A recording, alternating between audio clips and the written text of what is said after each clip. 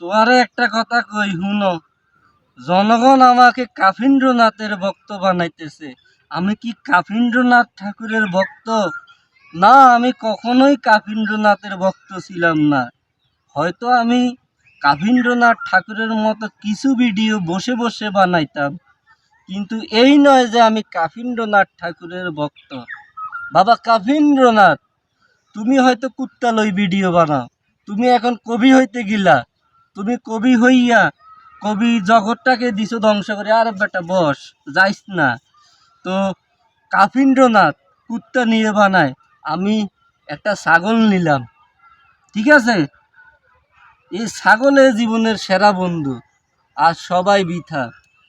তো যুক্তিতে আসো, নৈতিকতায় আসো। কাফিন্দ্রনাথ, এই কাফিন্দ্রনাথ আগে কুকুর নিয়ে ভিডিও বানাইছে, সেটাই ভালো ছিল, কিন্তু এখন যা করতেছে তা কোনোভাবেই গ্রহণযোগ্য নয়। শুনো শুনো, তো এর উদ্দেশ্যে কিছু কথা বলো, জনগণ যেন শুনে।